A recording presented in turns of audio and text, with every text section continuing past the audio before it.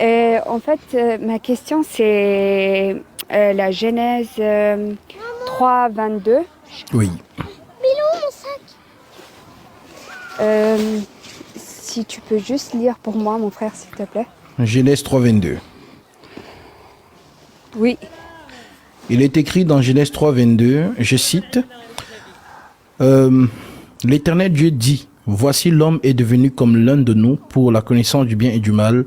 Empêchons-le maintenant d'avancer sa main, de prendre de l'arbre de vie, de manger et de vivre éternellement. Voilà ce que dit l'Écriture.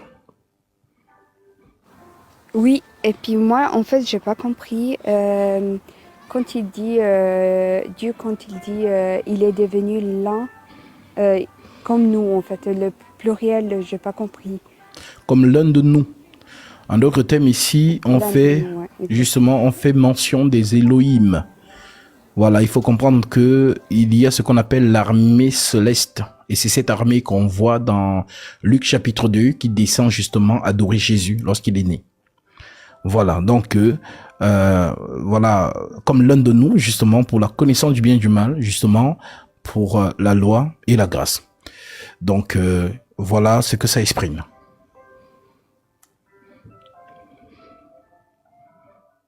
Ah, tout simplement, d'accord. Tout Alors, simplement. je comprends mieux.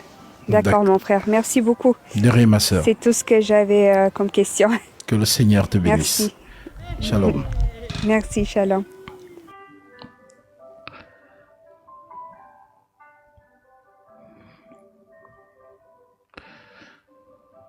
Alors, ceux qui écrivent les questions dans les commentaires, voilà, parfois je ne vois pas, parfois ça monte vite. Donc, il est mieux pour vous d'envoyer la demande.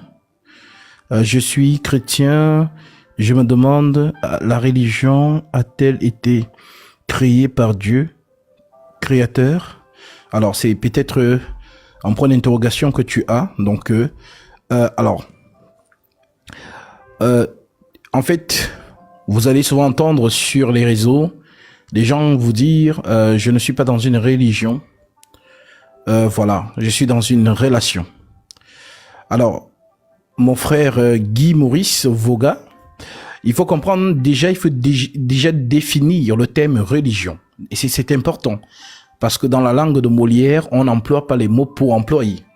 Alors c'est vrai que lorsque peut-être un discours est beaucoup répété sur les réseaux, alors tout le monde a tendance de se l'approprier. C'est une erreur. Puisque voilà, nous sommes un peu dans un siècle où on s'en fout des mots en fait, d'une certaine manière. Mais en réalité, les siècles passés, les mots avaient des sens. Voilà, on n'employait pas un mot pour employer. Donc il est important de définir d'abord le thème religion. Voilà, donc pour savoir comment prendre ce mot. Parce que dans les Saintes Écritures, nous retrouvons le mot religion. Ce qui dit souvent en général, je ne suis pas dans une religion, je suis dans une relation. Ce sont des faux discours pour rimer en fait. Voilà, nous sommes dans une religion. La religion veut dire relier à. Religare. Religare. Donc toute personne reliée à une cause est dans une religion. C'est déjà ça le mot. Ok? Donc si vous êtes relié à quelque chose, c'est votre religion. Voilà. Tous ceux qui sont reliés à une cause et qui se donnent à cette cause corps et âme sont dans cette vocation. C'est une religion. Donc c'est ça que veut dire le mot. Je suis encore dans l'étymologie du mot religare. Religare. Relié. Relié à. C'est ce qui donne en français relié. Religare donne en français relié. Voilà. Donc tu es relié à quoi? À une cause. Bon, nous, notre cause, c'est le Christ. Voilà donc pourquoi tu peux retrouver dans cette écriture de 2 Timothée chapitre 3. 2 Timothée 3, il me semble, l'écriture dit, oui, sache que dans les derniers jours, il y aura des temps difficiles, car les hommes seront égoïstes, amis de l'argent, fanfarons, hautains, blasphémateurs, rebelles à leurs parents, ingrats, irreligieux. Irreligieux. Alors, quel est le contraire d'irreligieux? C'est religieux. Donc, nous voyons que dans les signes des temps de la fin, il y a donc irréligieux. Ça veut dire des personnes qui ne seront pas religieux. Tu vois? Donc, car les hommes seront égoïstes, amis de l'argent, fanfarons, hautains, blasphémateurs, rebelles à leurs parents, ingrats, irreligieux. Et nous trouvons encore ce terme dans Actes chapitre 17. Verset, je prends en partie verset 12.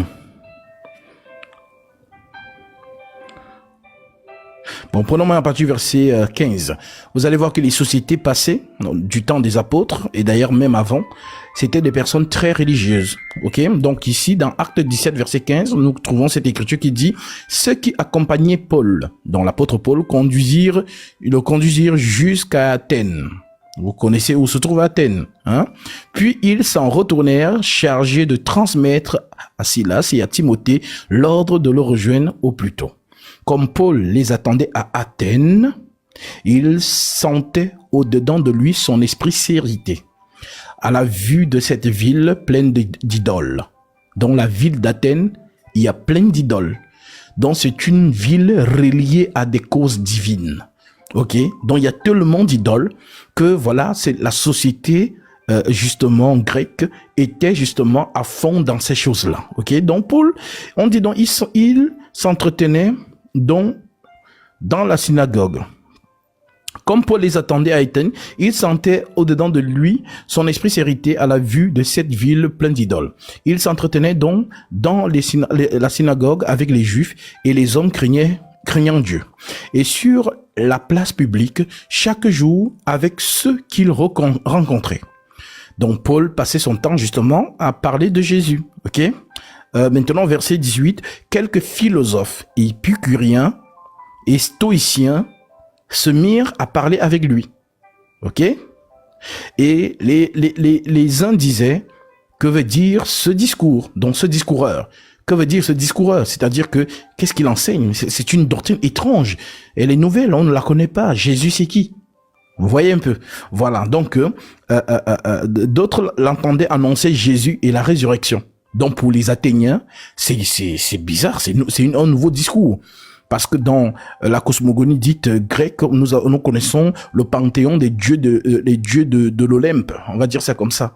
Les Poséidon, dans tous ces dieux-là, les Zeus, ainsi de suite. Donc, parler de Jésus, Yehoshua, Jesus en grec. Ok? Donc, pour eux, c'est étrange.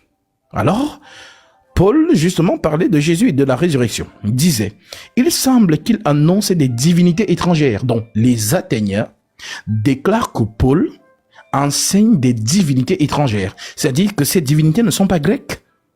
Voyez-vous? Ces divinités, voilà pourquoi dans les sociétés du monde, toutes les sociétés, si je dis, peut-être quand j'emploie le terme société, ça ne parle pas aux gens. Si je parle du thème de tribu, de peuple, peut-être ça parle mieux aux gens. Donc, sachez que tous les peuples du monde avaient des divinités, y compris les Grecs. Où Paul arrive.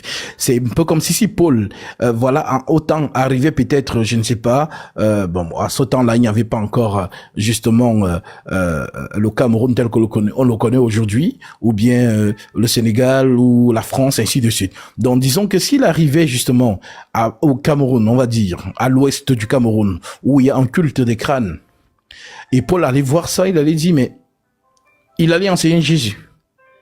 Et là-bas, à l'ouest, on allait lui dire, mais il enseigne une divinité qui n'est pas de chez nous. Voyez-vous? Donc, chaque peuple, chaque tribu avait ses divinités à qui il vouait un culte. Ok? Donc, ce sont, par exemple, ces divinités que vous entendez les Kémites pleurer dans tout leur life. Revenez à la spiritualité des ancêtres. Donc, c'est à ces divinités qu'ils vous appellent de revenir.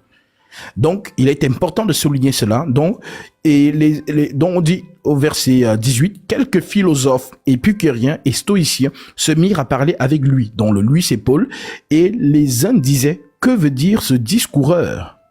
D'autres, l'entendant, annonçaient Jésus et la résurrection. Disaient, il semble qu'il annonçait des divinités étrangères. dont les Grecs ont reçu l'annonce, dont la nouvelle, c'est-à-dire la bonne nouvelle concernant le Dieu Jésus. Ok? Alors, ils le prirent et l'amenèrent à l'aéropage. Donc, c'est un lieu qu'on peut appeler une place publique. Par exemple, ici à Paris, il y a ce qu'on appelle la place de la République, qui se trouve d'ailleurs à République. Voilà. C'est une station, c'est un quartier. Donc, dans ce quartier, il y a ce qu'on appelle donc la place de la République. Donc, supposons que Paul arrive à Paris et il se dirige directement à la place de la République. Donc, lorsqu'il y a des choses justement à dire, tous les Parisiens ou les Français vont se réunir à la place de la République. Alors, qu'est-ce que les Athéniens font? Ils prennent Paul et l'amènent à cette place-là, donc notamment à l'aéropage. L'Écriture dit donc, alors ils le prirent et le menèrent à l'aéropage en disant, pourrions-nous savoir quelle est cette nouvelle doctrine que tu enseignes, car tu nous fais entendre des choses étranges. Nous voudrions donc savoir ce que cela peut être. Or, les Athéniens, et c'est pourquoi je vous ai amené dans ce chapitre, tous les Athéniens et les étrangers demeurant à Athènes ne passaient leur temps qu'à dire ou à écouter des nouvelles. C'est donc ça, en fait, les messages des dieux. Ok? Donc, ils passaient leur temps à le faire. Paul, debout au milieu de l'aéropage, dit, homme athénien, je vous trouve à tous égards extrêmement religieux. Voyez-vous? Donc, les Athéniens sont reliés à des causes. C'est ce qu'on appelle donc religion, mon frère qui a posé la question. Donc, la religion, dans son étymologie, religare, qui donne en français relié à. Religare, relié à. Donc, tu es relié à une cause. Alors, nous, les chrétiens, nous sommes reliés à la cause du Christ. Donc, nous sommes dans la religion de Jésus-Christ. Voilà. Donc, si vous entendez quelqu'un vous dire, je ne suis pas dans la religion, mais dans une relation, vous êtes en face d'une personne qui ne maîtrise pas la langue de Molière. Elle emploie ou il emploie des mots pour les employer ou pour rimer, en fait. Voilà. Les mots ont un sens dans la langue de Molière. Ok? On n'emploie pas les mots en français pour employer. Les mots ont un sens. Donc, voilà pour ta question. Religion, voilà, c'est juste être relié à une cause. Voilà. Si ta cause c'est le kémitisme, alors tu es dans cette religion. Tout simplement. Je pense que à ce sujet, tu n'auras plus tu ne te poserais plus ces questions. Et même pour ceux qui sont dans ce panel, voilà, nous sommes dans la religion de Jésus-Christ. Et être dans la religion de Jésus, c'est adopter justement un comportement du Christ. Voilà pourquoi l'Écriture nous dit, soyez parfaits comme votre Père Céleste est parfait. Donc le chrétien est celui-là qui marche dans les mœurs de Jésus. Je pense que c'est clair. Voilà.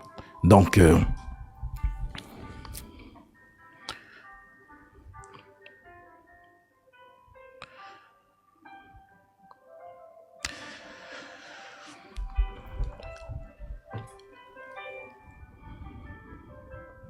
n'ayez pas peur d'envoyer vos demandes. Et contrôlez bien que votre connexion soit vraiment bien établie.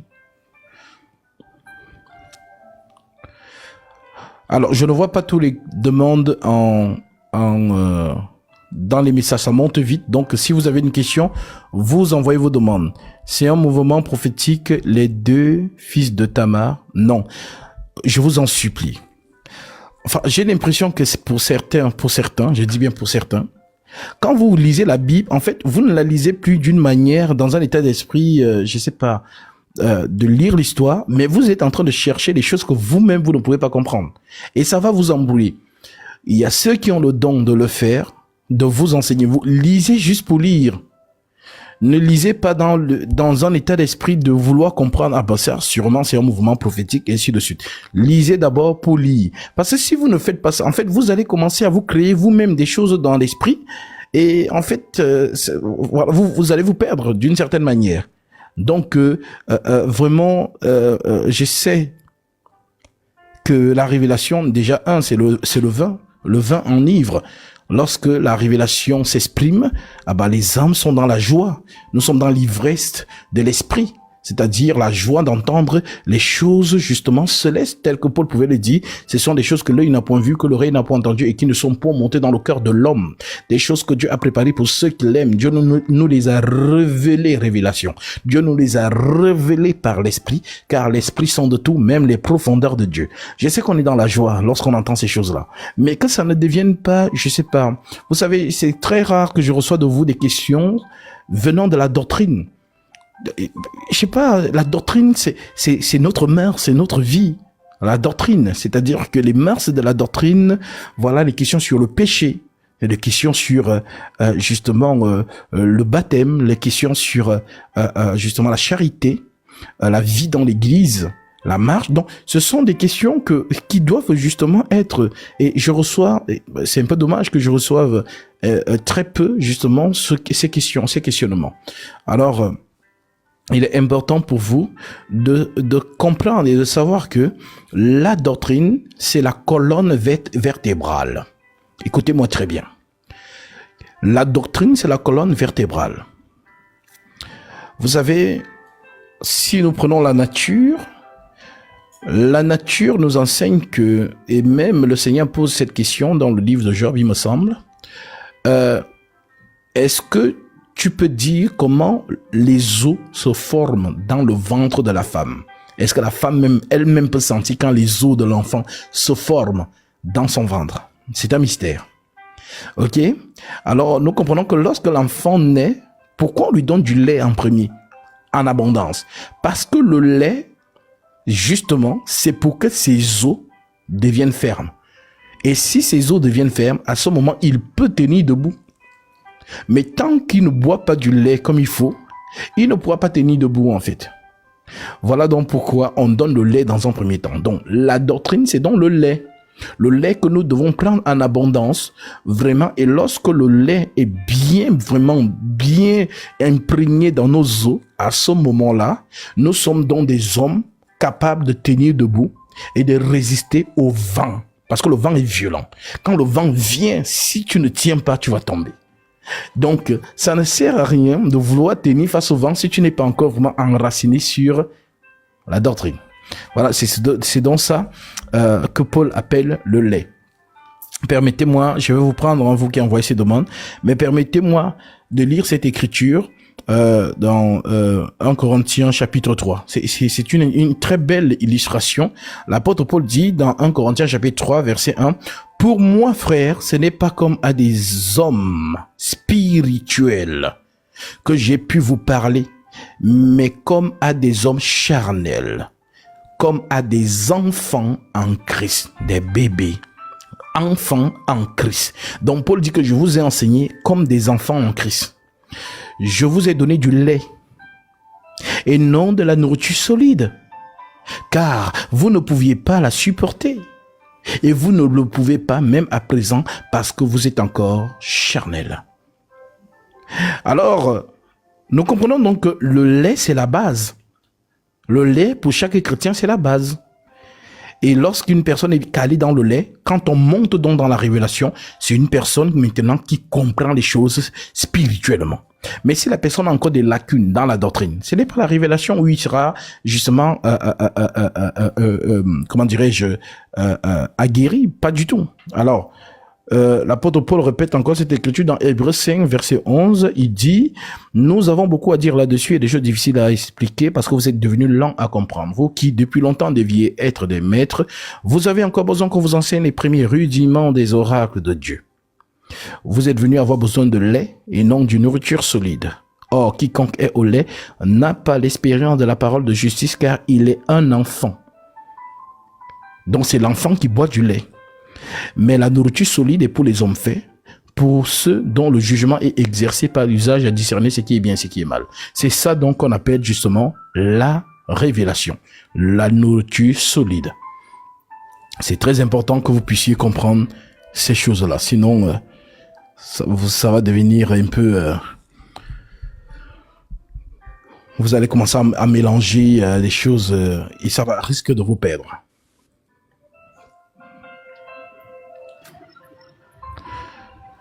Shalom.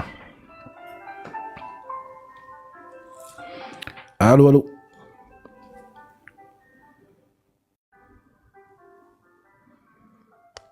Allô, vainqueur. Est-ce que vous nous entendez? Oui, oui, je t'entends. Ok. Toi, tu nous m'entends? t'écoutons. Là, je t'entends. Oui, ok. Bonsoir. Bonsoir. Oui, frère, j'ai une question là. Je me pose cette question depuis aujourd'hui Oui, à propos des dons spirituels. oui. Oui, j'aimerais savoir comment est-ce qu'on obtient un don spirituel. Est-ce que on est avec ce don ou alors c'est quand on est baptisé que le Saint-Esprit nous accorde un don spirituel? Donc c'est un peu ça ma question. Je voudrais un peu savoir parce que je me pose beaucoup cette question. D'accord. Alors, nous allons commencer par lire 1 Corinthiens chapitre 14.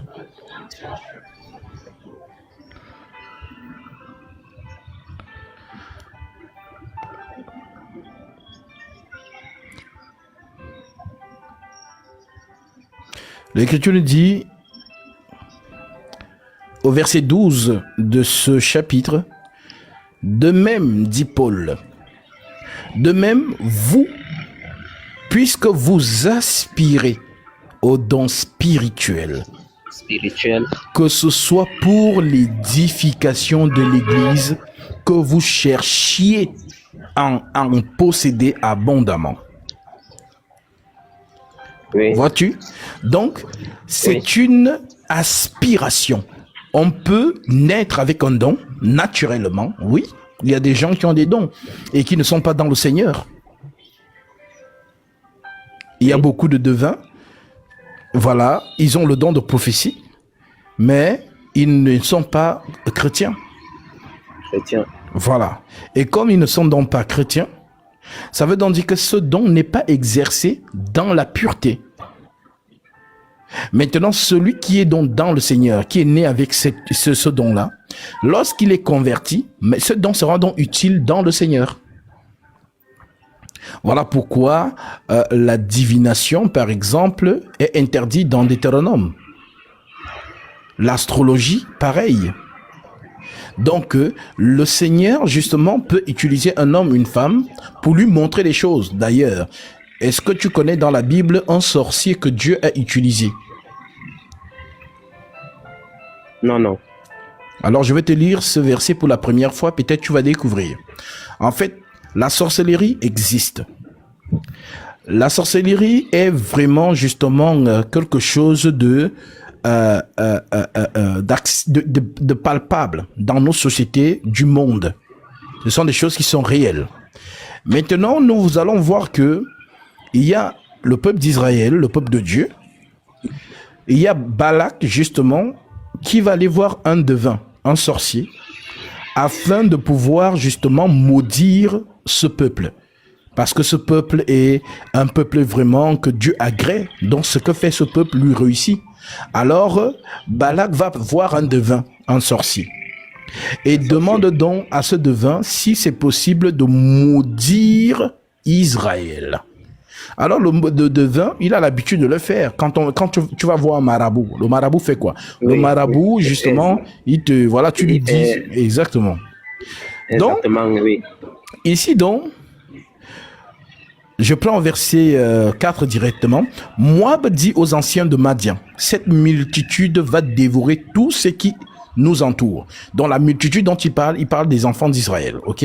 Cette multitude va dévorer tout ce qui nous entoure, comme le bœuf broute la verdure des champs. Balak, fils de Tsippor, était alors roi de Moab. Il envoya des messagers auprès de Balaam, fils de Béor, à Pitor, sur le fleuve, dans le pays des fils de son peuple, afin de l'appeler et de lui dire, voici un peuple est sorti d'Égypte. Donc le peuple sorti d'Égypte, c'est Israël.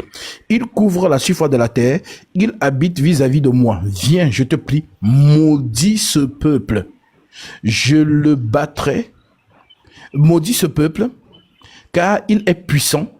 Il est plus puissant que moi.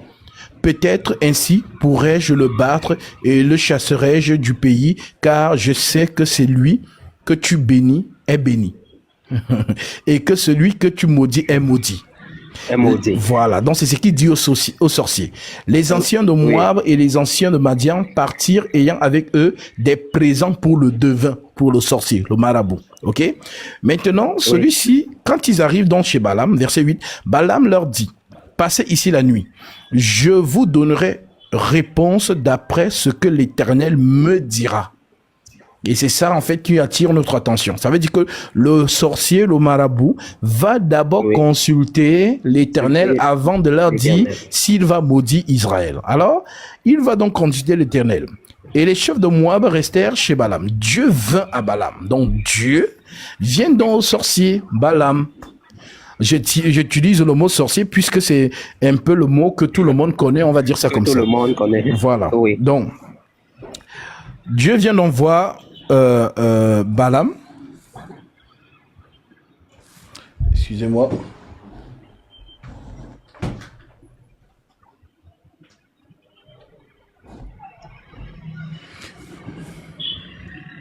Donc Dieu vient donc voir Balaam. Balaam répondit à Dieu. Dieu vint à Balaam et dit, qui sont ces hommes que tu as chez toi?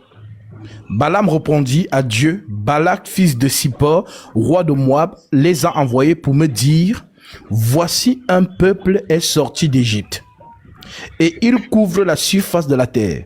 Viens donc, maudis-le. Peut-être ainsi pourrais-je le battre, et le chasserai, le chasserai-je. Dieu dit à Balaam, tu n'iras point avec eux, tu ne maudiras point ce peuple, car il est béni. Donc, ce que Dieu a béni, un sorcier ne peut pas maudire. Le maudire. Ce que Dieu a agréé, un sorcier ne peut pas désagréer ou annuler. Ce que Dieu, c'est-à-dire, si Dieu a dit que toi, tu vas seulement réussir, un sorcier ne peut pas bloquer ça. Alors, tout chrétien qui a cette connaissance, c'est quelqu'un, c'est une chrétienne ou c'est un chrétien qui n'a peur de rien. Par exemple, tu vois souvent que les faux hommes de Dieu, surtout au Congo, en Afrique, ils utilisent beaucoup l'évangile des démons, l'évangile de la sorcellerie et tout pour faire peur aux gens. Oui, voilà. Exactement. Donc, quand ils vendent cette peur, alors les gens trouvent que, bon, c'est lui la solution. Voilà pourquoi tu entends maintenant les thèmes comme les couvertures spirituelles. Qui est ta couverture spirituelle?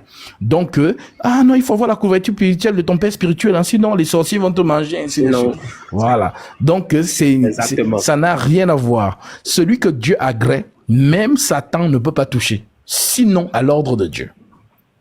Voilà donc pourquoi nous voyons ici, c'est quelque chose qui doit beaucoup instruire beaucoup de chrétiens, que ici, nous voyons que Dieu, parce qu'il avait béni Abraham, il a dit à Abraham, je bénirai ceux qui te béniront et je maudirai ceux qui te maudiront.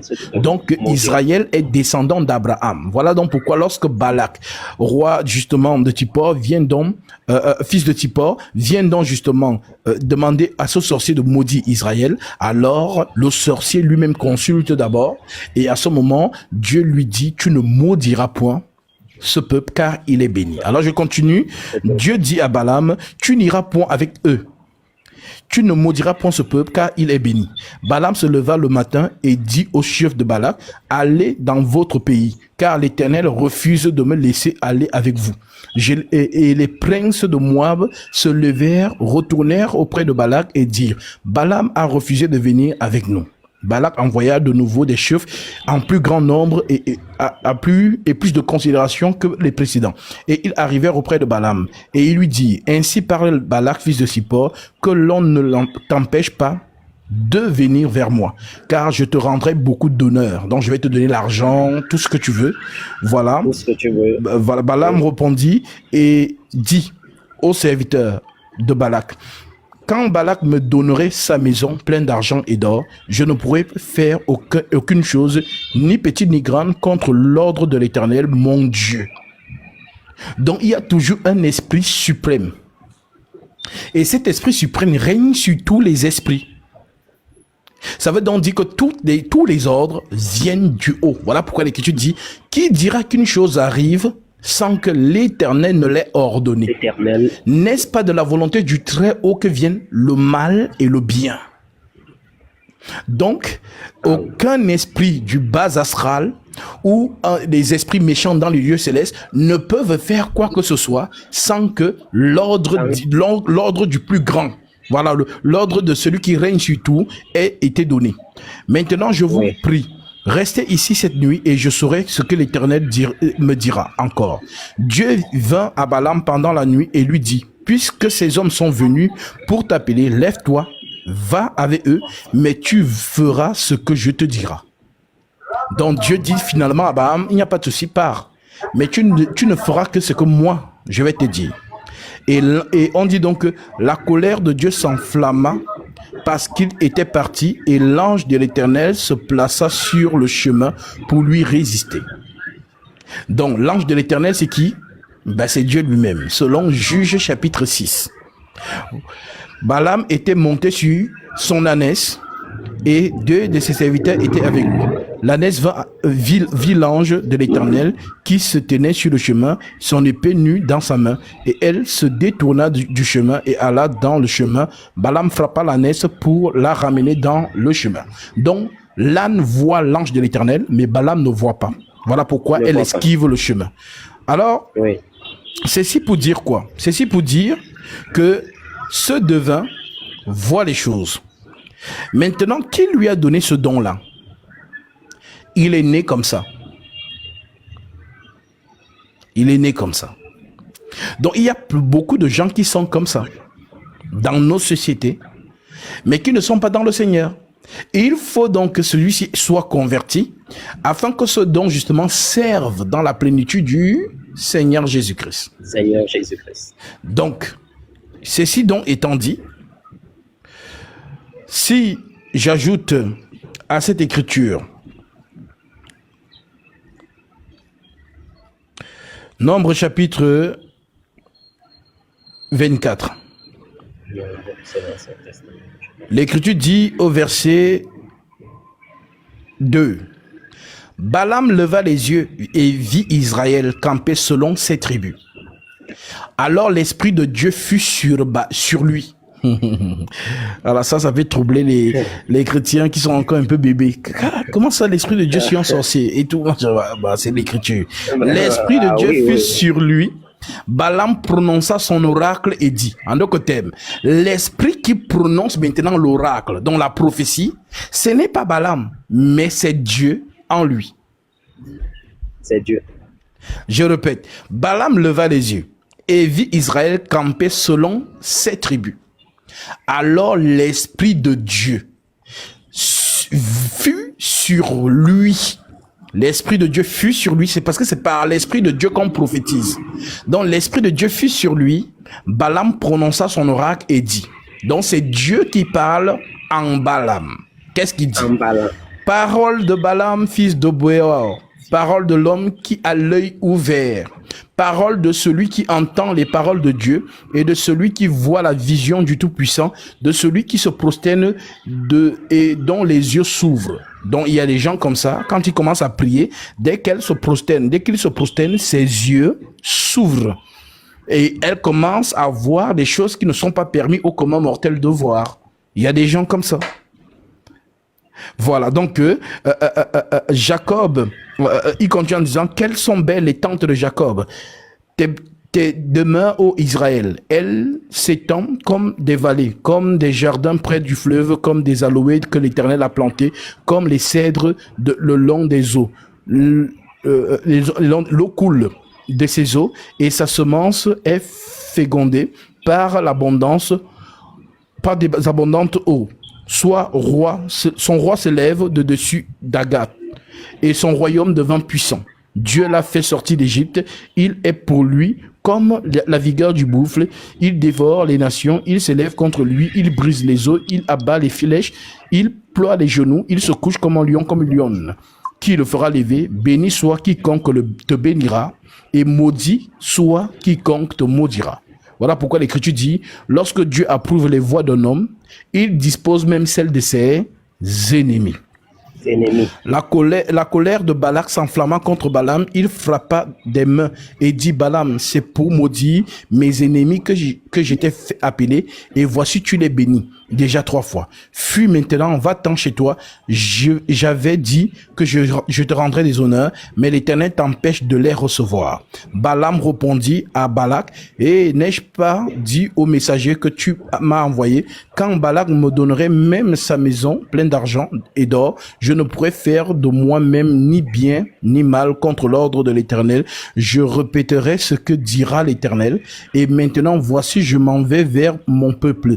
Viens, je t'annoncerai ce que ce peuple fera à ton peuple dans la suite des temps. Donc c'est prophétique. Verset 15, Balaam prononça son oracle et dit, parole de Balaam, fils de Béor, parole de l'homme qui a l'œil ouvert, parole de celui qui entend les paroles de Dieu, de celui qui connaît les desseins du Très-Haut, de celui qui voit la vision du Tout-Puissant, de celui qui se prosterne et dont les yeux s'ouvrent. Je le vois, mais non maintenant. Donc il voit qui? Il voit Jésus-Christ. C'est-à-dire, nous sommes encore loin, mais il a déjà vu Jésus. Je le vois, mais non de près. Un astre sort de Jacob. Un sceptre s'élève d'Israël. Il perce les flancs de Moab. Il abat tous les enfants de Seth. Il se rend maître d'Édom. Donc, il commence à prophétiser sur tout ce que Jésus va faire sur terre. Il se rend maître de Séhir et de ses ennemis. Israël manifeste sa force. Celui qui sort de Jacob règne en souverain et fait périr ceux qui s'échappent des villes. Balaam, fils de Malek, il prononça son oracle et dit, Malek est le premier des nations, mais un jour, il sera détruit. Balaam vit les Kéniens et prononça son oracle et il dit, ta demeure est solide et ton nid posé sur le roc, mais Kénien sera chassé. Quand l'Assyrien t'amènera captif, Balaam prononça son oracle et dit, hélas, qui vivra après que Dieu l'aura établi, mais des navires viendront de Kittim, ils humilieront l'Assyrien, ils humilieront l'Hébreu, et lui aussi sera détruit. Balaam se leva, partit et retourna chez lui. Balak s'en alla aussi de son côté. Donc voilà ce que cet homme qui est né comme ça, son don était manifeste jusqu'à ce qu'on vienne le consulter pour maudire. Est-ce que vous savez qu'il y a des gens qui vont voir des sorciers pour vous? Il y a des gens qui vont voir des marabouts, des sorcières pour vous. Ils amènent vos photos que regarde, elle là, il faut bloquer sa vie parce qu'elle fait le même métier que moi. Je ne veux pas qu'elle réussisse. Voilà. Donc, de la même manière que Balak a fait pour maudire Israël, c'est la même chose que beaucoup de gens font. Mais toi, tu ne sais pas. Toi, tu dors tranquillement chez toi. Tu es dans ta petite vie. Mais il y a des gens qui ne veulent pas de ton bien. Oui, exactement. Voilà. Donc, là, c'est le pourquoi on dit que si Dieu t'aime, si Dieu t'agrée, tu peux être en sûreté. Tu peux être vraiment, ne t'inquiète même pas. Parce que quand eux, ils vont aller jeter leur courrier, celui qui va apparaître là-bas, c'est Dieu lui-même. C'est-à-dire ton protecteur. Il va apparaître là-bas. Il va les confondre. Donc, c'est ce qui s'est passé pour Balak. Donc, en revenant donc sur, par exemple, si nous prenons encore Deutéronome chapitre 13, au verset 1, l'Écriture dit, « S'il s'élève au milieu de toi un prophète ou un songeur, s'il se lève du milieu de toi un prophète ou un songeur, c'est celui qui fait beaucoup de rêves. C'est un rêve, donc c'est un rêveur, il rêve beaucoup. Parce que Dieu parle par les rêves, selon le livre de Job. Donc, s'il s'élève au milieu de toi un prophète ou un songeur, qui t'annonce un signe ou un prodige, et qu'il ait accomplissement du signe ou du prodige dont il t'a parlé en disant, allons près d'autres dieux, des dieux que tu ne connais point, et servons-les, tu n'écouteras pas les paroles de ce prophète ou de ce songeur, car c'est l'Éternel, votre Dieu, qui vous met à l'épreuve pour voir si vous aimez l'Éternel, votre Dieu, de tout votre cœur et de toute votre âme.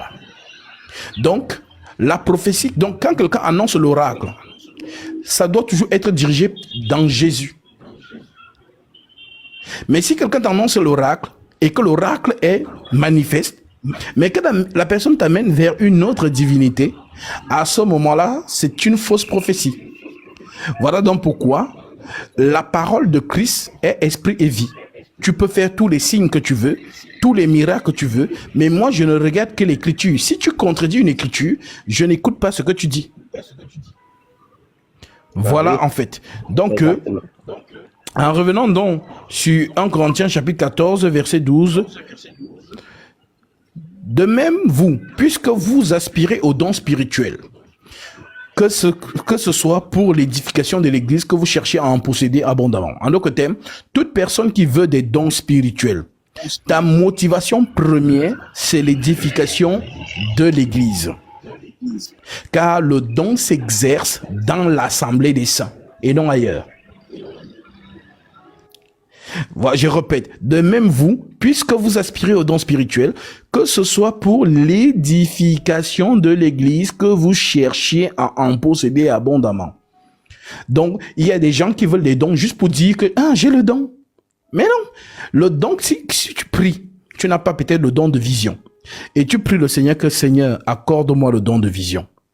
Si tu m'accordes le don de vision, Seigneur, je vais servir dans l'assemblée des saints. Je vais vraiment être à disposer pour toi, afin que toutes les visions que tu me montrerais, Seigneur, que ton Église en reçoive et puis qu'elle soit édifiée. À ce moment-là, Dieu décide de te donner le don de vision. Si maintenant tu as ce don, tu l'exerceras dans l'Église. Maintenant, ceux qui disent qu'ils ont leur relation personnelle avec Jésus dans leur chambre, vous exercez donc où? Car aucun chrétien, aucun disciple de Christ n'est isolé. Ça veut dire que si tu es isolé, que tu n'as pas d'assemblée des saints, ça veut dire que tu es une brebis perdue que le bon berger doit trouver et les ramener dans la bergerie. Et le Parce que c'est ramener. c'est dans l'assemblée des brebis, l'assemblée des saints que les dons s'exercent. Maintenant, toi, tu as dit que non, je n'ai pas besoin d'une église. Moi, je reste chez moi. En fait, ça n'existe pas. Ça, c'est vous qui avez décidé ça. Mais dans l'assemblée des saints, c'est-à-dire le Saint-Esprit qui est le bon berger, va chercher les brebis qui sont perdues, les trouve, les ramène dans la bergerie et leur donne des dons pour que ces dons servent dans l'Église. Voilà comment Dieu a disposé les choses. Ah, je vois. Voilà, mon frère. Ah, c'est vraiment magnifique d'entendre ça. Oui, parce que franchement, beaucoup... en tout cas, il faut retenons que tous les dons sont accessibles par la prière. C'est Dieu qui décide. Tu peux te demander un don, il est libre de te le donner ou de ne pas te le donner. Voilà, parce que c'est lui qui connaît les cœurs. Voilà. Il y a des sœurs ici qui ont des dons, des frères qui ont des dons, au point où elles sont effrayées et parfois me demandent, est-ce que c'est possible que je peux demander à Dieu de changer mon don? Non, non. Il t'a déjà donné. Le don est à toi maintenant. Maintenant, si tu as maintenant peur, parce que vous voulez les dons de vision, vous pensez que la vision, c'est seulement voir les belles choses, comme Daniel. Non, la vision aussi, c'est voir des choses qui vont effrayer ta personne. C'est-à-dire, quand tu vois ça, même dormir, tu as maintenant... Donc, Dieu ne donne pas ces choses à n'importe qui. Voilà, il faut être capable, parce que quand tu vois, tu sais que tu n'es pas seul. Tu sais que le Seigneur est avec toi. Donc, ça veut dire que c'est pas parce que tu vois ça. Par exemple, nous, on peut être quelque part. Il y a un démon, vraiment un démon puissant qui est là. Tu es la seule à le voir. Les autres sont là, ils ne voient rien, ils sont tranquilles, ils sont en train de chanter. Ils ne voient rien. Ils chantent, toi tu vois maintenant. Donc c'est toi maintenant qui as tout, justement, on va dire, si je peux dire ça, l'épouvante qui va avec. Maintenant, lorsque tu vas donner dans la prophétie que il y a tel ici, le peuple sera édifié, on prendra tous autorité et cette démon va partir. Donc, c'est ce pourquoi on parle, c'est le don de prophétie dans l'église, c'est ce que moi j'appelle les chérubins. On dit que les chérubins ont les yeux en dedans et en dehors. Donc, c'est l'esprit de Dieu qui voit dedans et qui voit dehors. Ça veut dire que les prophétesses ou les prophètes dans l'église sont comme des sentinelles, comme Dieu l'a dit à Ézéchiel. Je te fais sentinelle. Donc, la sentinelle, c'est celle qui voit ou celui qui voit et qui annonce au peuple que, attention, il y a telle chose qui se prépare. Voilà un peu comment Dieu a dit. L'église a un fonctionnement, hein, parce que les gens ne sont pas enseignés sur le fonctionnement de l'église. Les gens ne sont pas enseignés sur ça. Voilà pourquoi vous avez des gens qui pensent que ils ont leur relation personnelle avec Jésus dans leur chambre. Voilà, donc ça, ce sont des gens, ce sont des brebis qui sont égarés, en fait. Parce que le bon berger réunit ses propres brebis, les assemble et elles vouent un culte au Seigneur. Tout simplement. D'accord, frère. Voilà, mon frère. Merci beaucoup. Que Dieu te bénisse. Merci beaucoup. Merci beaucoup. J'ai encore une deuxième question, si c'est possible. Vas-y. Oui. j'ai encore connu dans la parole à propos de Dieu, que Dieu parle parfois d'une autre façon et parfois d'une autre façon. Et j'aimerais savoir ces deux, qu'est-ce que ça signifie vraiment? Il parle parfois d'une façon et parfois d'une autre façon. Donc j'aimerais un peu comprendre ce que cela signifie vraiment. C'est dans le livre de Job.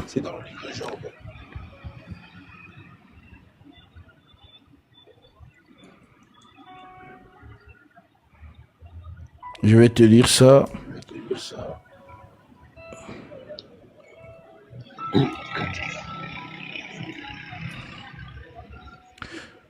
Job chapitre 33. Je prends à partir du verset 14. Il est écrit: Dieu parle cependant, tantôt d'une manière, tantôt d'une autre, et l'on n'y prend point garde. Il parle par les... Parce que le verset continue. Hein. Il parle par des songes, virgule, par des visions nocturnes, virgule. Quand les hommes sont livrés à un profond sommeil, virgule, quand ils sont endormis sur leur couche, virgule. En autre terme, Dieu parle beaucoup à des gens, mais ils ne savent pas que c'est Dieu qui parle. Parce qu'il y a des gens qui négligent les songes. Et c'est exactement ça que... Donc, il y a des gens que... Maintenant, il y a des songes qui sont de naissance de multitudes de pensées. Ça, ce ne sont pas des songes de Dieu. Ce n'est pas Dieu qui a parlé. Je vais donner cette écriture. Oui.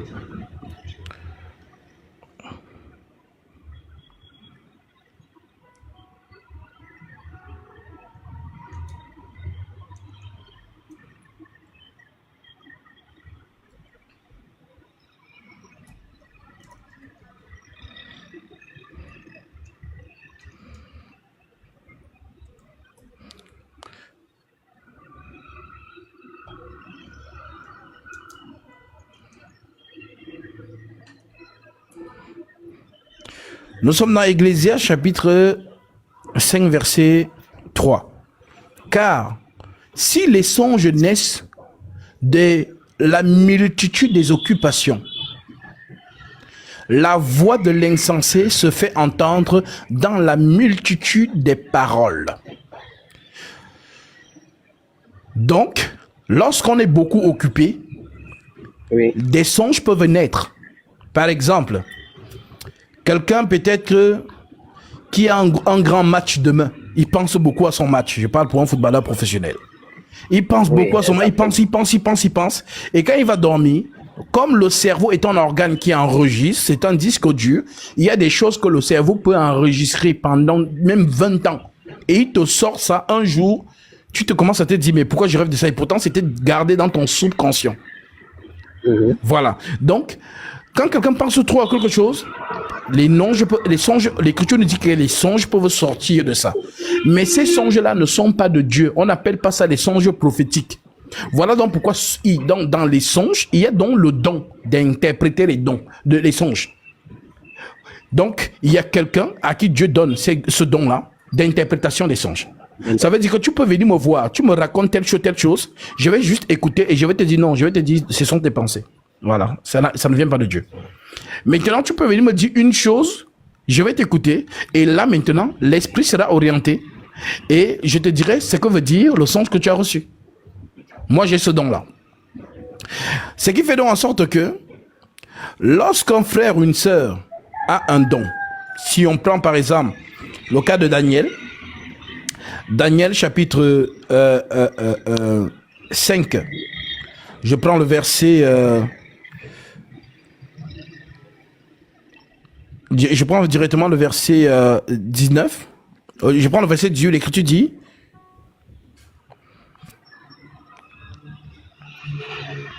Oui, prenons à partir du verset... Daniel 11. C'est la reine. Ô roi, vis éternellement.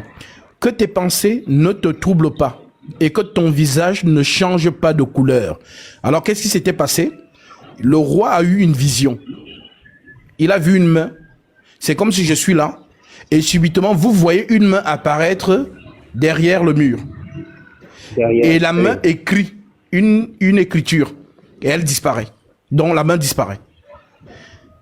Maintenant, le roi rassemble donc tous les sorciers pour lire cette écriture, mais personne ne peut la lire. C'est un peu comme de parler en langue. Il y a des gens qui parlent en langue, mais qui n'ont pas l'interprétation. Voilà donc pourquoi l'écriture dit que celui qui parle en langue prie aussi pour avoir le don de l'interprétation. Voilà. Donc, ici, donc, nous avons ce cas de figure. Le père de Nabucodonosor a vécu ça, la fameuse statuette de Nabucodonosor. Et son fils qu'il a remplacé dans le règne a donc aussi reçu un songe parce que ce dernier s'est amusé à boire avec les couverts justement du lieu très saint. Alors, l'écriture dit, alors apparemment il y a de l'écho de ton côté. De l'écho? Oui.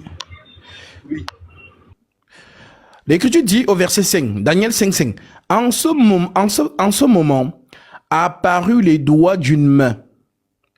En ce moment apparut les doigts d'une main d'homme. Et ils écrivirent en face du chandelier. Donc la main écrit sur le chevet de la muraille du palais royal. Le roi vit cette extrémité de main qui écrivait. On appelle ça une vision.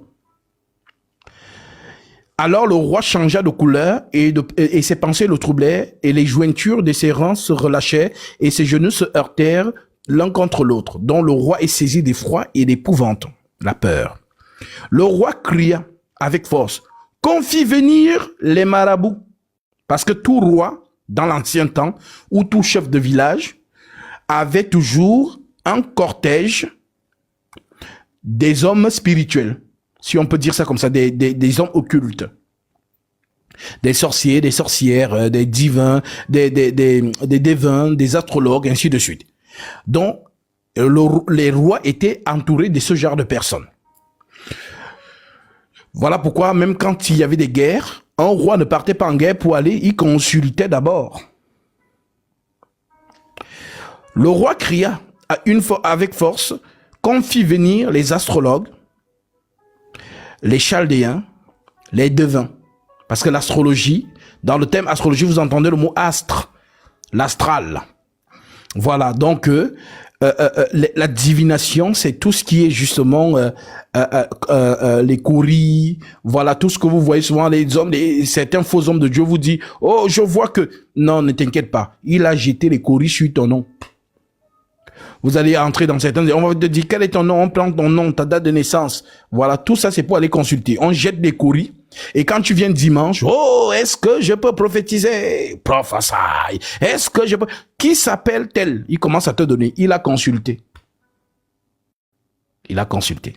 Et toi, tu es ébahi. Oh, comment il a fait pour savoir? Non, les marabouts font la même chose. Oui, les marabouts font la même chose. Donc... on dit donc que le roi criait avec force qu'on fit venir les astrologues, les chaldéens, les devins, et le roi prit la parole et dit aux sages de Babylone, quiconque lira cette lettre, cette écriture, et m'en donnera l'explication, sera revêtu de pourpre, portera un collier d'or sur son cou et aura la 3e place dans le gouvernement du royaume. Tous les sages du roi entrèrent, mais ils ne purent pas lire l'écriture et en donner au roi l'explication. Sur quoi le roi Belshazzar fut très effrayé, il changea de couleur et ses grands furent consternés. Oui, parce que cette écriture, vous voyez la Bible, c'est la main de Dieu. Alors, tout le monde ne peut pas la lire. Voilà pourquoi dans un verset d'ailleurs, vous trouvez par exemple dans Isaïe chapitre 29 verset 11, on vous dit que ce livre, voilà, quand vous voyez souvent les intellectuels devenir fous parce que ils ont pris le livre, la Bible c'est n'importe quoi. Non, ils ne peuvent pas lire. Voilà pourquoi il faut un ouin pour lire le livre de Dieu. C'est un don. Isaïe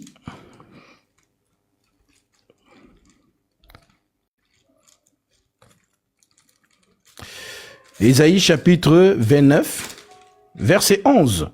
Il est écrit, toute la révélation est pour vous comme les mots d'un livre codé, que l'on donne à un homme qui sait lire, un intellectuel. lit donc cela et qui dit je ne puis car il est codé. Ou comme un livre qu'on donne à un homme qui ne sait pas lire en disant lis donc cela et qu'il répond je ne sais pas lire. En d'autres termes, la Bible, le doigt qui est écrit sur la muraille de Nebuchadnezzar, c'est le même doigt qui a écrit la Bible. Ok? Alors, quand on dit le même doigt qui a écrit la Bible, les gens confondent les maisons d'édition et l'écriture des prophètes.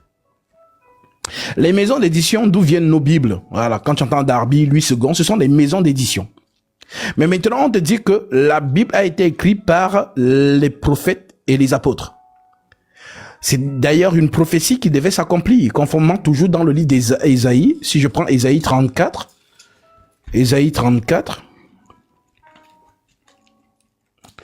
verset 16. Il est écrit: consultez le livre de l'Éternel et lisez. Aucun d'eux ne fera défaut. Ni l'un ni l'autre ne manqueront, car sa bouche l'a ordonné, c'est son esprit qui les rassemblera. Voyez-vous? Je répète. Consultez le livre de l'Éternel. L'Éternel a un livre. Consultez le livre de l'Éternel et lisez. Aucun d'eux ne fera défaut. Ni l'un ni l'autre ne manqueront, car sa bouche l'a ordonné, c'est son esprit qui les rassemblera.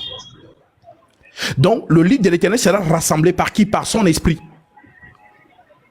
Donc, ce n'est pas le Vatican qui dit non, c'est nous qui vous avons donné la Bible. Non. Vous savez, dans toutes les générations, il y a ce qu'on appelle les nations fortes. Par exemple, la nation qui a détruit le temple au temps, justement, de Daniel, c'était Nebuchadnezzar. Oui. C'est Dieu qui donne le pouvoir à ce roi d'aller justement punir son peuple, détruire le temple et de partir avec son peuple en captivité. Ah oui. Et c'est le même Dieu qui vient encore dire à ce roi: libère mon peuple, laisse-les partir et donne-leur les ustensiles pour pouvoir rebâtir le temple. En gros, pour dire quoi? Dieu fonctionnait toujours comme ça. Il excite le cœur d'un roi étranger qui vient terrasser Israël, détruire le temple et partir avec Israël en captivité. Le même Dieu dit à ce roi de libérer Israël et de lui donner justement des comment dirais-je, des outils pour aller rebâtir le temple. Voilà donc comment ça se faisait. Maintenant, au temps de Rome, Rome c'est une puissance, c'est la quatrième justement puissance qui est justement celle qui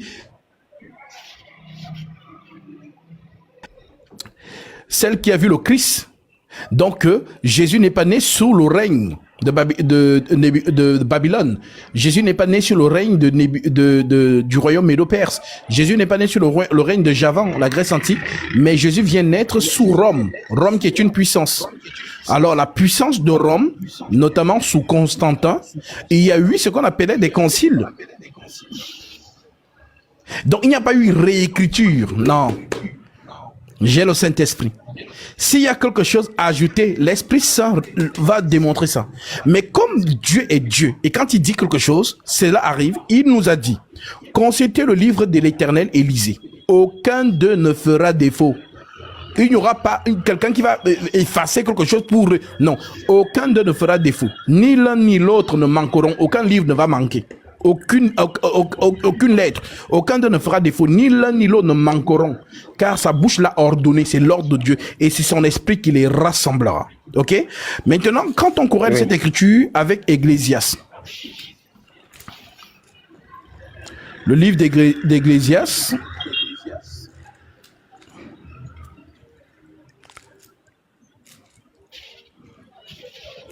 chapitre 12, verset 13, il est écrit: les paroles des sages sont comme des aiguillons et rassemblées à un seul recueil.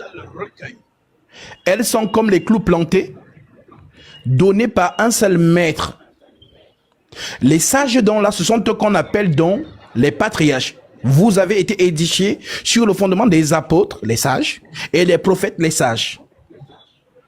Jésus lui-même étant la pierre angulaire. Donc, que ce soit les prophètes, que ce soit les apôtres, ont prêché par Jésus. Voilà pourquoi on dit donné par un seul maître, Jésus-Christ. Voilà donc pourquoi l'enseignement apostolique et l'enseignement des prophètes C'est ce qui constitue donc justement ce qui fait notre base, le roc. Et cette base donc ne peut pas être biaisée, ne peut pas être corrompue, c'est pas possible. Alors, si on a donc compris ça, on nous fait donc comprendre que Nabuchodonosor voit donc cette main qui écrit. Il appelle les sorciers pour venir lire l'écriture. Les sorciers n'arrivent pas à lire. Mais c'est normal. À lire. Celui qui peut lire, c'est celui qui a l'esprit de Dieu, à qui Dieu a donné ce don, que c'est toi qui peux lire. Et c'est pareil avec la Bible. Mais je ne sais pas pourquoi les gens forcent. Les intellectuels s'aventurent dans ce livre. Quand ils lisent, oh, c'est pas logique, machin, mais c'est normal. C'est-à-dire que c'est ton incapacité à pénétrer la pensée divine de ce livre. Voilà pourquoi les intellectuels se cassent la figure dans ce livre. Tout le monde qui va... Oh non, c'est pas logique, ainsi de suite. Ben, c'est normal. Maintenant, ici donc, on dit la reine donc, quand elle voit donc que les sorciers, les astrologues n'arrivent pas donc à lire l'écriture écrite par la main, l'écriture dit donc, la reine, à cause des paroles du roi et de ses grands, entra dans la salle du festin et prit ainsi la parole. Ô roi, vis éternellement. Que tes pensées ne te troublent pas et que ton visage ne change pas de couleur. Il y a dans ton royaume un homme qui a l'esprit des dieux saints. Et du temps de ton père, Nabuchodonosor, on trouva chez lui des lumières. La lumière, c'est quoi? C'est la vérité. On trouva chez lui des lumières, de l'intelligence et d'une sagesse semblable à la sagesse des dieux. Aussi le roi Nabuchodonosor, ton père, le roi ton père, l'établit chef des magiciens. Tellement l'esprit qui était en Daniel était supérieur, cet esprit donc a fait en sorte que Daniel reçoive donc la mention de chef des magiciens, des astrologues, des sorciers, si tu veux. Parce que sa force, sa sagesse était plus que celle des sorciers, des devins, ainsi de suite. On dit donc que ton père établit chef des magiciens, des astrologues, des chaldéens, des devins. Parce qu'on trouva chez lui, chez Daniel, nommé par le roi Belshazzar, un esprit supérieur. C'est ça en fait. Dieu a toujours fait ça. Il peut donner à un homme un esprit supérieur. Et par cet esprit supérieur, l'homme la coiffe tout le monde. C'est Dieu qui a décidé comme ça. S'il l'a fait avec Daniel, il peut le faire pour une autre personne. Donc, Exactement. la sagesse de Daniel ne venait pas de lui, mais de Dieu. Ce n'est pas qu'il était plus sage que les devins, ainsi de suite, mais ça venait de Dieu. Dieu lui a donné. Alors, on dit donc qu'on trouva chez lui, chez Daniel, nommé Belshazzar, un esprit supérieur. La science et de l'intelligence. La faculté d'interpréter les songes. C'est pour ça que nous sommes venus dans ce chapitre. La faculté d'interpréter les songes, d'expliquer les énigmes et de résoudre les questions difficiles. Voilà donc ce que... Alors, apparemment, voilà l'écho. Alors, voilà donc pourquoi Daniel, justement, qui a donc cette capacité, lorsque Daniel reçoit donc un songe d'une personne, Daniel a la faculté d'interpréter. Voilà donc pourquoi... Lorsqu'on revient donc dans ta question, dans Job chapitre 33, verset 15, Job 33, verset 15, l'Écriture dit, je prends ma partie verset 14, Dieu parle cependant tantôt d'une manière, tantôt d'une autre. Ça veut dire que Dieu peut te parler par plusieurs manières. Prenons un exemple.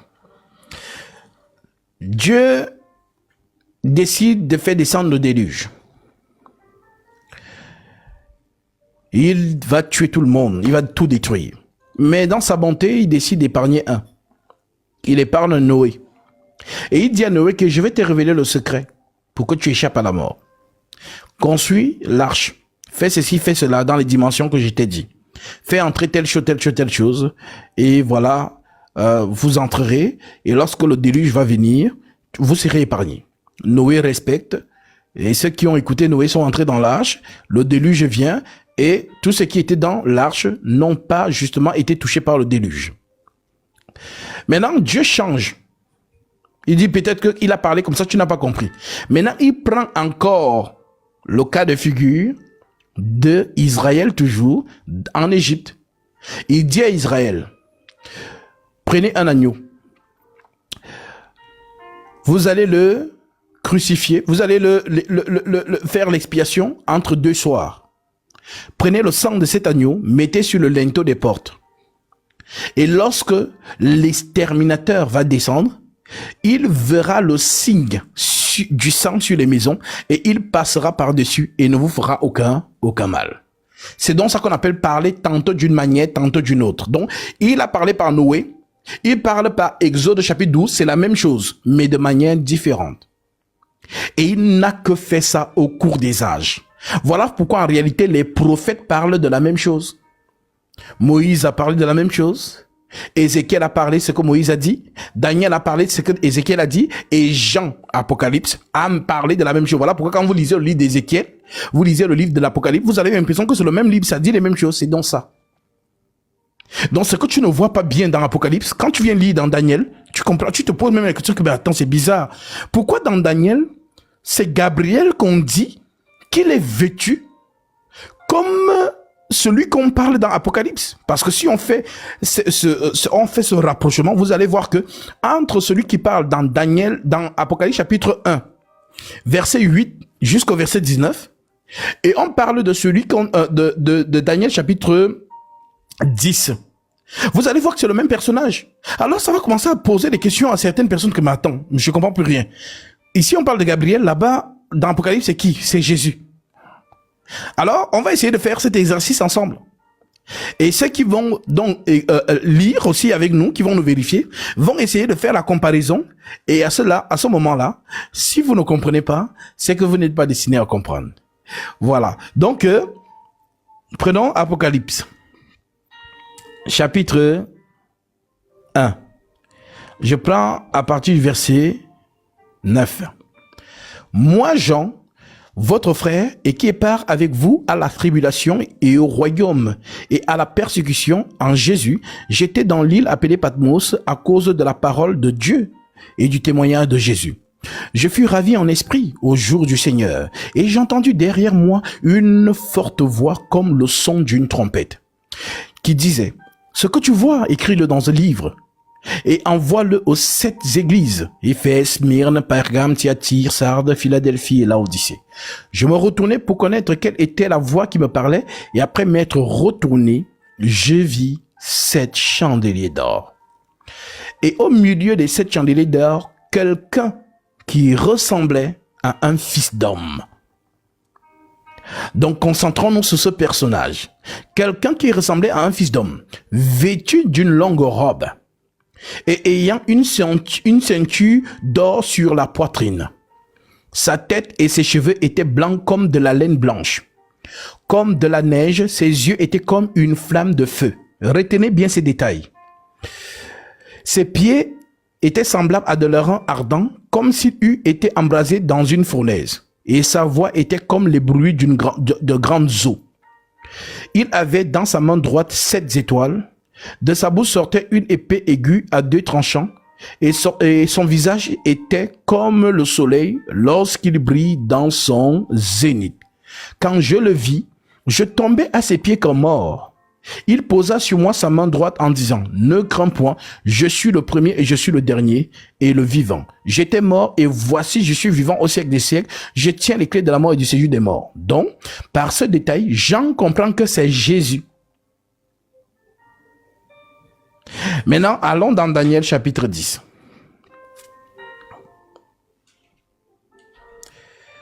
Daniel 10, il est écrit,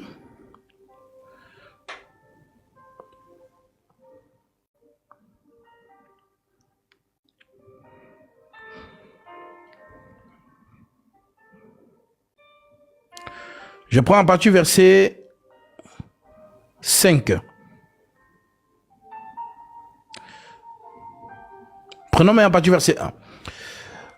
La 3e année de Cyrus, roi de Perse, une parole fut révélée à Daniel qu'on nommait Belshazzar. Cette parole qui est véritable annonce une grande calamité. Il fut attentif à cette parole et il eut l'intelligence de la vision. En ce temps-là, moi Daniel, je fus 3 semaines dans le deuil. Je ne mangeais aucun mets délicat, dont des mets succulents. Et il n'entra ni viande ni vin dans ma bouche. Et je ne moignis point jusqu'à ce que les 3 semaines furent accomplies. Parce que c'est aussi ça l'état d'esprit de jeûne. Lorsqu'on jeûne, on est dans un état d'esprit de, comment dirais-je, comme si on se retirait de tout ce qui, de toute civilisation. Voilà. S'il y a des gens, quand ils jeûnent, ils s'enferment, peut-être 3 jours, ils ne sortent pas. Et pendant même les 3 jours, il ne prend pas de douche. Il est là-bas dans son cadre. Mais si tu sors et que tu dis, prends ta douche. Voilà, parce que Jésus dit, parfume ton visage. C'est écrit quand tu jeûnes. Voilà, tu peux parfumer ton visage. Donc ici, Daniel, voilà, il se retire dans son secret et justement, fait ce jeûne. Le 24e jour du 1er mois, j'étais au bord du grand fleuve qui est Hiddekel. Je levais les yeux. Je regardais et voici, il y avait un homme vêtu de lin, ayant sur les reins une ceinture d'or du faste. Son corps était comme des chrysolites, son visage brillait comme l'éclair, et ses yeux étaient comme les flammes de feu. Ses bras et ses pieds ressemblaient à de l'argent poli, et le son de sa voix était comme le bruit d'une multitude. Moi, Daniel, je vis seul cette vision, et les hommes qui étaient avec moi ne la virent point, mais ils furent saisis d'une grande frayeur, et ils prirent la fuite pour se cacher. Je restai seul, et je vis cette grande vision. Les forces me manquèrent, mon visage changea de couleur, et fut décomposé. Je perdis toute vigueur. J'entendis le son de ces paroles, et comme j'entendais le son de ces paroles, je tombais frappé d'étourdissement, la face contre terre, et voici une main me toucha et secoua mes genoux et mes mains. Puis il me dit, Daniel, bien-aimé, homme bien-aimé, sois attentif à mes paroles. Je vais te dire et tiens-toi debout à la place où tu es, car je suis maintenant envoyé vers toi. Lorsque tu m'eus ainsi parlé, je me tins debout en tremblant. Et il me dit, Daniel, ne crains rien, car dès les premiers jours où tu as eu à cœur de comprendre et de t'humilier devant ton Dieu, tes paroles ont été entendues, et c'est à cause de tes paroles que je viens. Le chef du royaume de Perse m'a résisté 21 jours, mais voici Michaël, l'un des principaux chefs, est venu à mon secours, et je suis demeuré là auprès des rois de Perse. Je viens maintenant pour te faire connaître ce qui doit arriver à ton peuple dans la suite des temps. Car la vision concerne encore ces temps-là, tandis qu'il m'adressait ces paroles, je dirigeais mes regards vers la terre, et je gardais le silence. Et voici quelqu'un qui avait l'apparence d'un fils de l'homme me toucha les lèvres, j'ouvris la bouche et je parlais. Et j'ai dit à mon Seigneur, à celui qui se tenait devant moi, mon Seigneur, la vision m'a rempli d'effroi, et j'ai perdu toute vigueur. Comment le serviteur de mon Seigneur pourrait-il parler à son Seigneur? Maintenant, les forces me manquent et je n'ai plus de souffle. Alors celui qui avait l'apparence d'un homme me toucha de nouveau et me fortifia. Puis il me dit, ne crains rien, homme bien-aimé, que la paix soit avec toi. Courage. Et comme il me parlait, je repris les forces et je dis, que mon Seigneur parle, car tu m'as fortifié. Il me dit, sais-tu pourquoi je suis venu vers toi? Maintenant, je m'en retourne pour combattre le chef des Perses. Et quand je partirai, voici le chef de Javan viendra. Mais je veux te faire connaître ce qui est écrit dans le livre de la vérité. Personne ne m'aide contre cela, excepté Michaël, votre chef. Alors, qui est ce personnage qui parle avec eux? Daniel. C'est Gabriel. Alors, lorsque vous voyez donc le contraste ou le rapprochement entre Apocalypse 1 et Daniel 10, vous pouvez encore rajouter Daniel 8, vous allez voir que c'est la même personne. Donc, l'esprit des prophètes, ça a toujours été Gabriel. Tu vois un peu, mon frère? Donc, Dieu parle tantôt d'une manière, tantôt d'une autre. Tu lis chez un prophète, tu comprends. Tu vas lire un autre, oui, il parle de la même chose, mais tu vas voir qu'il change les noms. Exactement.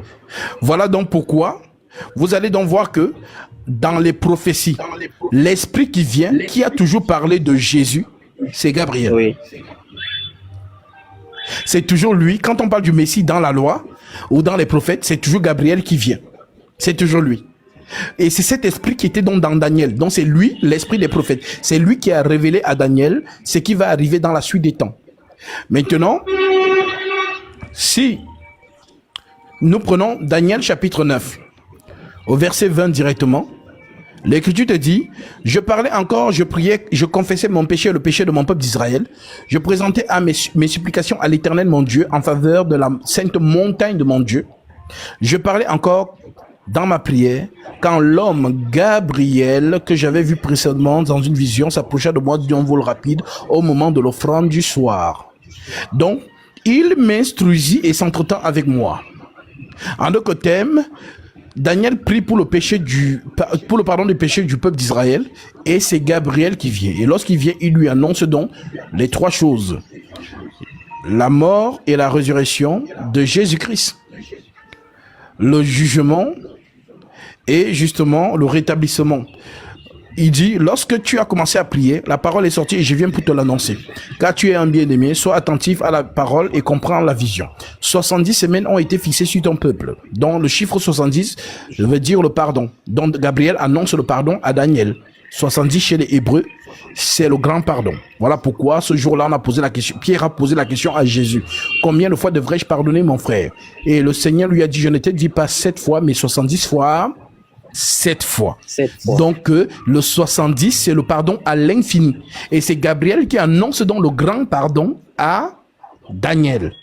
Donc, 70 semaines ont été fixées sur ton peuple et sur ta ville sainte pour faire cesser les transgressions et mettre fin au péché.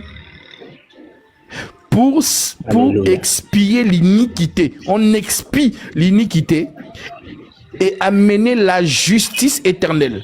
La justice éternelle, c'est quoi? C'est la parole éternelle, l'évangile éternel. C'est ce qu'on appelle justice. La justice, c'est la parole. Jean chapitre 7, verset 24, ne jugez pas selon l'apparence, mais jugez selon la justice.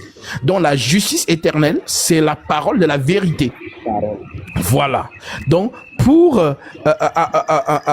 sceller la vision, pour expier l'iniquité, amener la justice éternelle, pour sceller la vision, donc mettre fin à la prophétie, donc sceller la vision et le prophète, et pour oindre le saint des saints. Donc, Gabriel a déjà annoncé à Daniel la mort et la résurrection de Jésus avant même que lui-même ne vienne. Voilà donc pourquoi on retrouve ce verset dans 1 Pierre, chapitre 1, verset 10.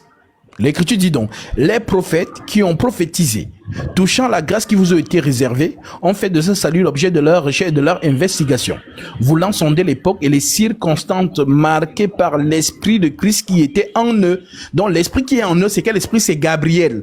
Donc les prophètes ont prophétisé par cet esprit. Je répète, les prophètes qui ont prophétisé, touchant la grâce qui vous était réservée, ont fait de ce salut l'objet de leur recherche et de leur investigation, voulant sonder l'époque et les circonstances marquées par l'esprit de Christ qui était en eux et qui attestait d'avance les souffrances de Christ et la gloire dont elles seraient suivies. La souffrance, la mort, la gloire qui est suivie, la résurrection. Et qui a annoncé ça à Daniel? C'est Gabriel. Voilà, donc il leur fut révélé que ce n'était pas pour eux-mêmes, mais pour vous qui étaient les dispensateurs de ces choses que vous ont annoncé maintenant ceux qui vous ont prêché l'évangile par le Saint-Esprit, envoyé du ciel et dans lesquels les anges désirent plonger leur regard. Donc c'est Gabriel qui enseigne les prophètes, c'est le même qui a enseigné par les apôtres. Donc voilà donc pourquoi, lorsqu'on fait donc, on prend donc cette écriture, Dieu parle tantôt d'une manière, tantôt d'une autre, mais là on y point garde. Donc Dieu parle d'une seule chose, une fois, mais de plusieurs manières. Voilà donc pourquoi tu comprendras donc que lorsqu'un frère a un songe, le songe prophétique ne peut pas contredire la prophétie. Ça veut dire que lorsque Dieu il te fait vivre une scène, il met des choses. Dans toutes ces scènes-là, tu auras peut-être l'impression que le songe a duré 2 heures, une journée, une nuit. Pourtant, le songe a duré que 2 minutes. Maintenant, lorsque tu vas venir me donner ce songe, je vais cibler les points clés. Ça dit, c'est un peu comme si les points clés surgissaient dans mon esprit. Voilà le message. Et c'est ce que je prends et je te dis, voici ce que tu as reçu. Voilà le message dont ça donne, ainsi de suite. Et lorsque l'église reçoit ça, bah, toute l'église reçoit l'édification. Voilà comment Dieu parle. Voilà pourquoi Paul peut dire dans 1 Timothée chapitre 5, et je termine par là, plutôt 1 Thessaloniciens chapitre 5, l'écriture dit, au verset 12, nous vous prions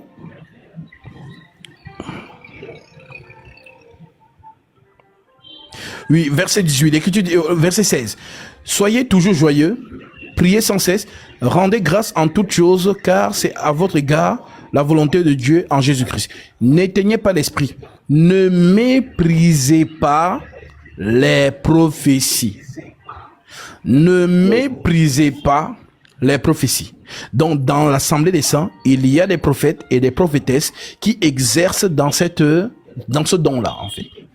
Voilà, donc ça c'est un don propre à l'assemblée où les frères et sœurs, ceux qui aspirent à ce don, peuvent prier et demander à Dieu cela. Tout simplement. Donc, il y a diversité de dons dans l'église et chaque don sert à l'église, tout simplement. Ok. Que le Seigneur te bénisse. Merci beaucoup. Merci. Que le Seigneur te bénisse Shalom, aussi, frère. frère. Merci beaucoup.